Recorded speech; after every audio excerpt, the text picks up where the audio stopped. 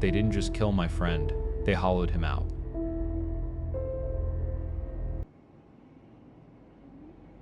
The damn fire alarm was still screaming when I came to, but the smoke was long gone, and so was my mind. I was slumped against the back door, the cold from the glass seeping into my bones. The night sky outside was a vast, empty canvas, and I just stared into it, trying to find a single point of light that made any sense.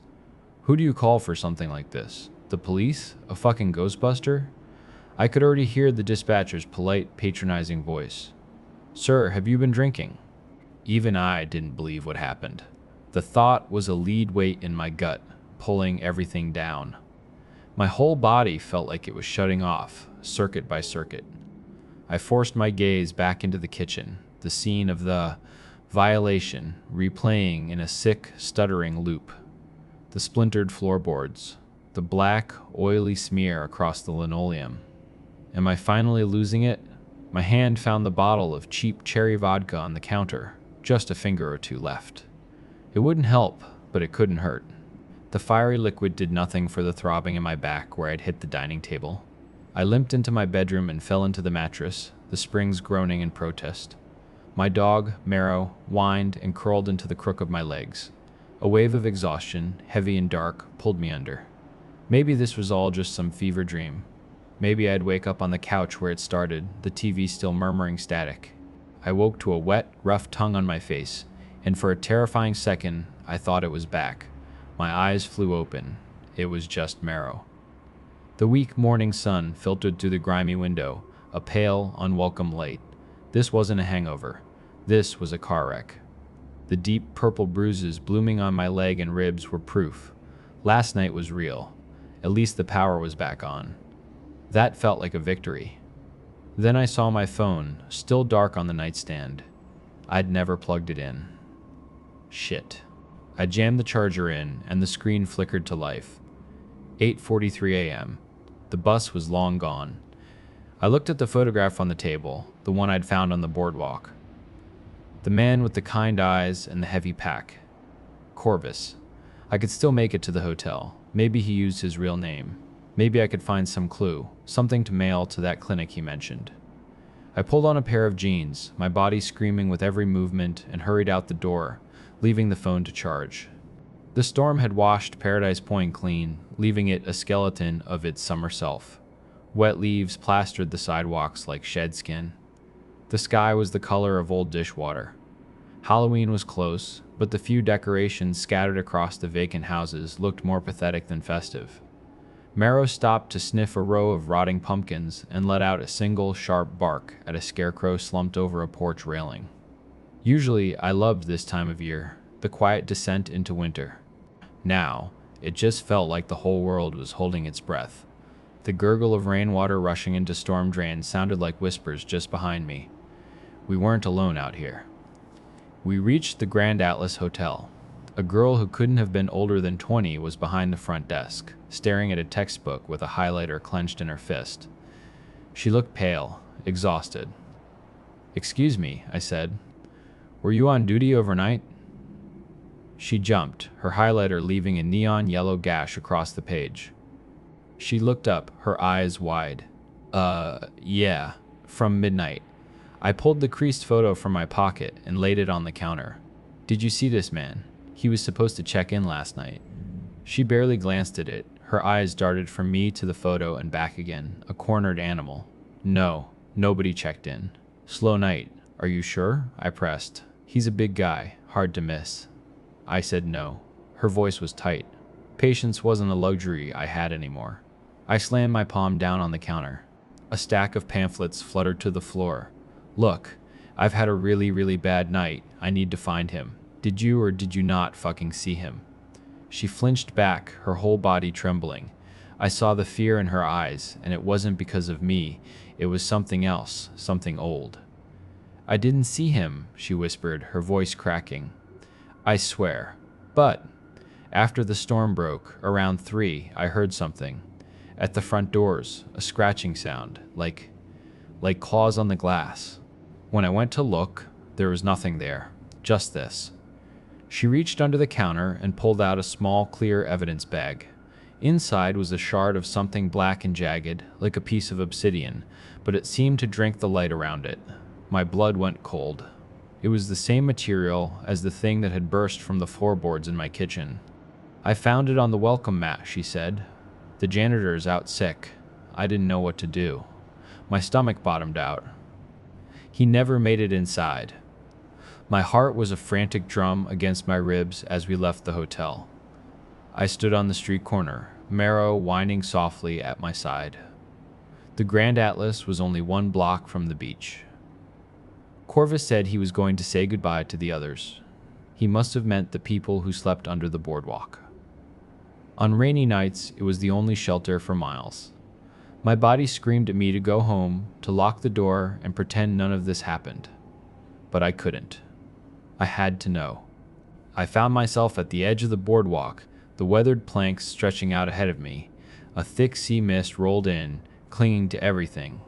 If I was going to find Corvus, I had to retrace my steps from last night. I gripped Marrow's leash so hard my knuckles turned white. The old record shop was still shuttered. Mr. Aris, the owner, was probably only coming in these days to pack up the last of his inventory before closing for good. Looking at the faded posters in the window, I felt a pang of longing for the simple boredom of my old life. That world felt a million miles away now. The amusement rides and food stalls cloaked in shadow last night were now exposed in the flat gray light. It wasn't any less unsettling. The painted horses on the carousel, frozen mid-gallop, seemed to watch us pass. The whole place was dead silent, except for the cry of a distant gull and the groan of metal. I saw one other person, a man in overalls unlocking a maintenance shed full of propane tanks and folded vendor carts, a fellow ghost in a ghost town. We passed Vincent's bar. The guilt of leaving Sabine there, terrified and confused, twisted in my gut.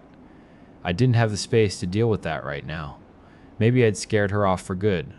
Whatever I was wading into, she was better off far away from it. I was now at the spot where I remembered seeing Corvus, where I'd found his picture. I looked around. Every shop was locked down tight. The only thing here was the pier and its giant skeletal Ferris wheel. The wind rocked the empty carriages, making them moan and creak like coffins. Marrow pressed against my leg, sensing it too. It was time to go under. We went down the sandy embankment. To my right, the boardwalk was a repeating corridor of thick wooden pillars disappearing into darkness. To my left, the same view, ending in a concrete retaining wall that separated the beach from the pier. And there, etched into the damp sand, was a familiar sight. The burrowed trail from last night. It was still here, even after the tide had come in. But this wasn't just a trail. It looked like the ground itself had been shattered from below. The sand fused into glassy black lines that splintered in every direction. The same pattern that was now carved into my kitchen floor. And as I scanned the area, a wave of nausea rolled over me. It wasn't just one trail. There were dozens of them, crisscrossing under the boards like the root system of some malevolent tree. On every pillar I passed, I saw a smear of that same viscous, black ichor. I scrambled out from under the boardwalk and threw up in the sand. The wind whipped my face, stinging my eyes. "It's okay, girl," I gasped, stroking Morrow's head. We both knew I was lying. My legs felt unsteady as we moved toward the pier. It was different from the boardwalk. The ceiling was much lower, and the thicket of supports for the rides above blocked out almost all the light. The wind howled underneath, creating a low, mournful drone that vibrated in my teeth, unnervingly similar to the sound I'd heard in my house. The tide was high, waves crashing against the pilings around us. Then I heard it, a low growl. I looked down, but Marrow was sitting perfectly still, her body rigid, her gaze fixed on the absolute darkness ahead. Suddenly, her ears flattened, and she let out a volley of frantic barks that echoed in the cavernous space. She started pulling, lunging toward the blackness. I held on with everything I had, but her animal terror was stronger than me. Her barks dissolved into a mess of snarls and spit. Before I could get a better grip, she yanked the leash from my hand and bolted into the abyss. She was gone. Marrow.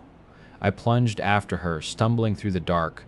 I followed the sound of her barking, my own calls swallowed by the wind. The only light came from the churning ocean to my right. the cold water already soaking my shoes. To my left was nothing. Her barks had led me deep under the pier when, all at once, they stopped. The only sound was my own ragged breathing.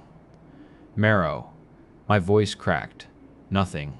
Just the wind and the waves. Tears blurred my vision. Panic, cold and sharp, flooded my chest. Then, a thud. Far away, but getting closer. Thud, thud, thud. It was fast. Each impact shook the ground. I spun around, trying to find the source, but I was blind. It was almost on top of me. I braced for impact, and then something slammed into my chest, knocking me back into the sand. A wet tongue lapped at my face. The same warm kisses that woke me this morning. Marrow. Thank God. I grabbed her head, burying my face in her fur as a wave of relief, followed by the actual tide, washed over me. I started laughing, a hysterical, broken sound, until I saw what she'd dropped at my feet. A backpack, torn open from the inside. The same one Corvus had been wearing. A cold certainty settled over me. If I found him, it wasn't going to be a rescue. Something was terribly wrong here, and we were standing right in the middle of it. With Marrow now pressed against my side, a low whimper in her throat, I pushed myself up and kept going. We stuck close to the water, using the dim light to search. Just ahead, a cluster of black, jagged rocks hugged the shoreline. As I watched the waves crash over them, I saw it. A shape. Draped across the rocks, still under the cover of the pier. I started to run. But what we found wasn't just a body. It was a nightmare given form. I'm going to have a hard time writing this next part. It was Corvus, but he was barely human. His body was desiccated, a hollowed-out husk. But it was worse than that. He wasn't just lying on the rocks. He was fused to them and to the thick wooden pylon beside them. The skin that remained was pulled tight over his bones, and underneath it, a network of thick black veins pulsed with a faint internal light, spreading from his body like roots, burrowing into the wood and stone. He was being absorbed, consumed. His ribcage was shattered, burst open from the inside, and where his heart and lungs should have been, there was only a cluster of shimmering, black, crystalline structures, growing like tumors. His mouth was stretched open in a permanent, silent scream, the jaw unhinged. The area around his lips was stained with the same black ichor that had defiled my home. His teeth were shattered. Black, bloody trails ran from his empty eye sockets, which were now just pits filled with that same foul, viscous fluid. The only thing I recognized was the shape of his bald head, the head of the big, kind man I'd shared a drink with, the man I had called a friend. I stood there, frozen, the cold seawater washing over my ankles, my mouth open wider than the ocean beside me. Corvus.